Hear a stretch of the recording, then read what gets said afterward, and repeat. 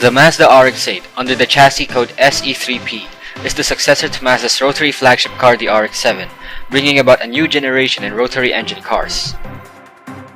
Made to commercially compete alongside the 350Z during its release, the RX-8 was well known to possess both family comfort and pristine road performance, bringing the best of both worlds as dubbed by Jeremy Clarkson of Top Gear. Mazda has decided to remove the turbocharger for the latest RX series, leaving the RX-8's 20B Renesis rotary engine powering just 200 horsepower for its basic package. The top-end model, the Type S, runs with 250 horsepower and performance-wise is well thought of to compete alongside the Honda S2000, being similar in almost every numeric aspect with their engines to differentiate them.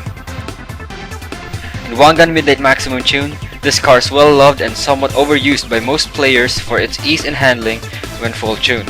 The RX-8 is one of the most balanced cars in the game, neither excelling in any of the three aspects, but in the hands of the skilled player, it's well thought of to be a very formidable car, able to easily collect king crowns and top ranks in time attacks. This car is driven by Midnight Cinderella in the video graphic novel series entitled Supido no Densetsu by yours truly.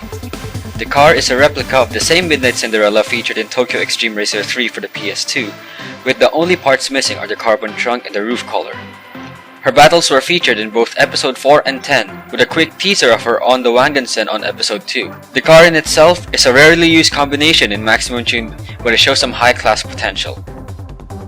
Going to the specifics with the RX-8, it's classed under the very high average level due to its ease and balance performance, which we will go into detail below.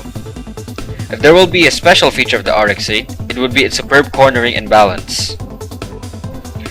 Here are the characteristics of the RX-8. Starting with acceleration, it's nothing special compared to the other cars. Top speed is decent enough, roughly at 345 km per hour at average. Handling is very good and can easily maneuver through narrow areas and routes like Hakone and Osaka's lower leg.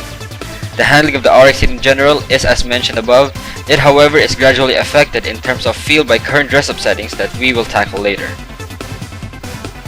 If there are any known weaknesses of the RX-8, it may possibly be the following. When the revolutions drop after a drift, its recovery is somewhat slow compared to the other top-tier cars.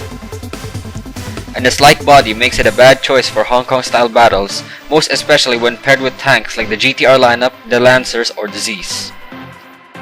The current dress-up settings for the MC RX-8 are the Aero B body kit, stock wheels, carbon FRP hood, 3D wing, and Flames Vinyl 3.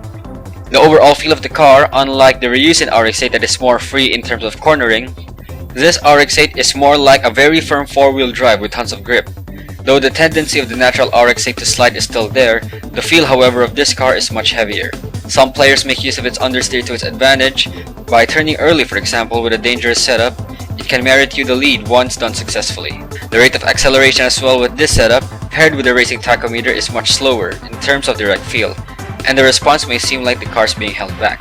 The overall verdict of the RX-8 that it's a very good beginner's car and is user-friendly.